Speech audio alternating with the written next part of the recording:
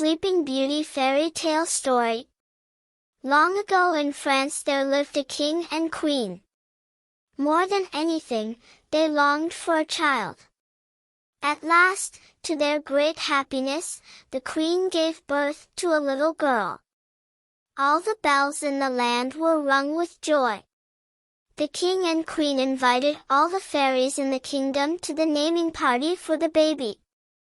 And what a party it was! Plates and silverware of pure gold were set with care before each guest. But one fairy, Maleficent, who had left 50 years before and had not been seen in all that time, showed up at the door. Quickly the king and queen found a place setting for the new guest. But alas, the plate and the silverware were not of pure gold. This made the old fairy very angry. Soon it was time for each fairy to give her blessing to the baby. When it came to Maleficent's turn, she stood up and pointed her long finger at the sleeping baby girl in the cradle. "I declare, before all of you," Maleficent called out, "that this child, on her 16th birthday, shall prick her finger on the spindle of a spinning wheel, and die." With a whoosh of smoke, the evil fairy vanished. Everyone cried out with alarm, as you can imagine. But one fairy had not yet given her blessing. The king and queen asked this fairy, whose name was Merryweather, to reverse the curse. Merryweather shook her head sadly. That was not possible. But she could soften the curse. On her 16th birthday, she said, when the princess pricks her finger on the spinning wheel, instead of dying she will fall asleep for 100 years. 100 years, said the queen. After our daughter turns 16, we will not know her anymore. The king ordered every spinning wheel in the kingdom to be brought to the palace and burned. To be extra sure the princess would not be anywhere near a spinning wheel, he also ordered the fairy Merryweather, along with 2 other fairies, Flora and Fauna, to take the baby far away. The fairies would raise the child in a cottage, deep in the woods. There, they would keep her safe until after her 16th birthday. After that day it would be safe to bring back the princess, who had been named Aurora, to the castle. Aurora grew up knowing no others than the 3 fairies, whom she knew as her aunts. The animals of the forest were her friends. The birds and the deer, the chipmunks and the rabbits, followed her around as she fed them treats and cooed to them. From the time she was little, Aurora was told she must stay inside the hills that surrounded them. She did not mind that in the least. The woods were wide and deep inside the hills, and there was plenty of room for her to play. One day, Aurora came home to the cottage to find her 3 aunts preparing for a party. "What's going on?" she said. "Tonight we will celebrate your 16th birthday," said Flora. "It is," said Aurora. "That means tomorrow I go back to the castle." "Yes," said Merryweather. "We have kept you safe from that spinning wheel for 16 years. Soon it will be time for you to take up your royal life as a princess. And the first thing for you will be to get married," said Fauna. "Married, already?" said Aurora. "Do you know who I'm supposed to marry?" "We do," said Fauna with a wave of her hand, "but there's no need to worry about that. Even if he's a bit strange, some might say a bit horrid, you won't have to spend much time with him after all. And he does come from a fine family," Flora added with a quick smile. "Wait a minute," said Aurora, pulling back. "Why do you say he's a bit horrid?"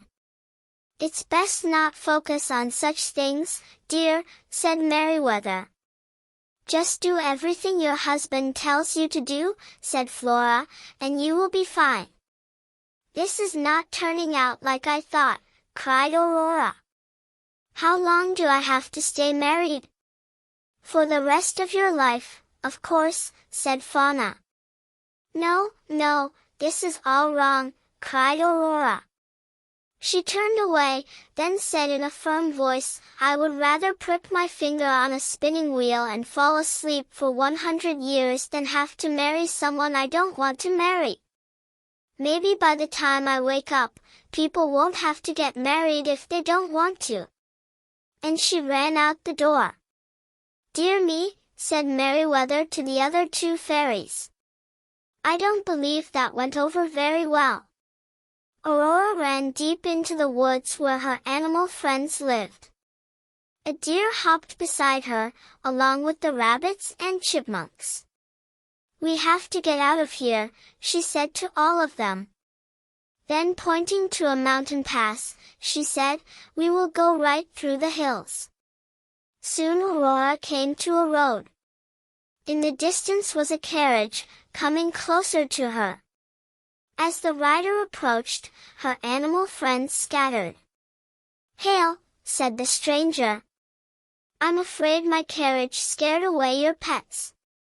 May I give you a lift? Aurora had never seen a man before. But she couldn't think about that, unless she could find a spinning wheel. The very next day her aunts would take her back to the palace.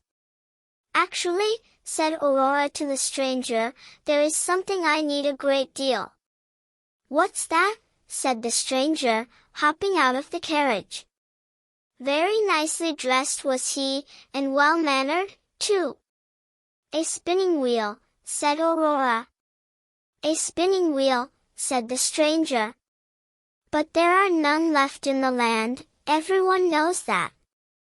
Well, you see, said Aurora, rubbing her hands together, I have this friend. She needs a spinning wheel in the worst way.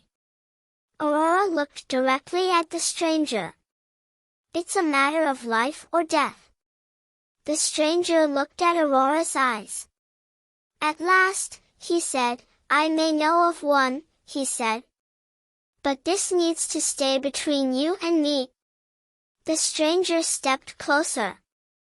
Not far from here lives an old woman who spun yarn all her life. When the orders came to burn all the spinning wheels, she could not bear to let go of her beloved spinning wheel since it had been in her family for many years. She came to me, he said, pointing down the road, as I'm a prince from the next kingdom. She begged me to let her store it away safely.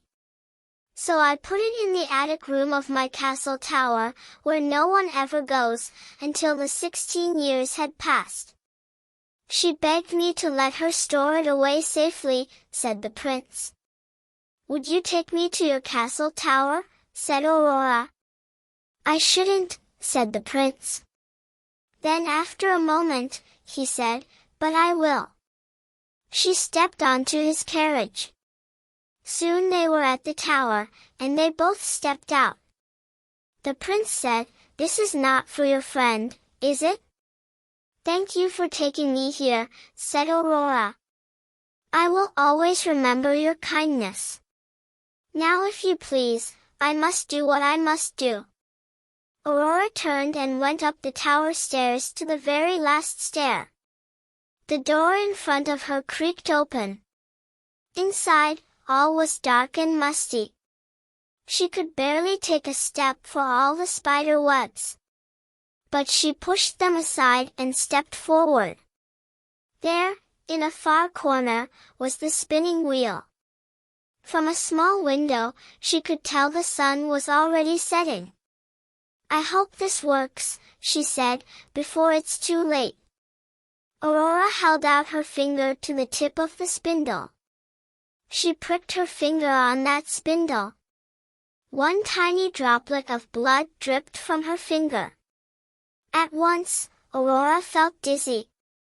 She fell onto an old dusty velvet blanket that lay on the attic floor, and fell into a deep sleep.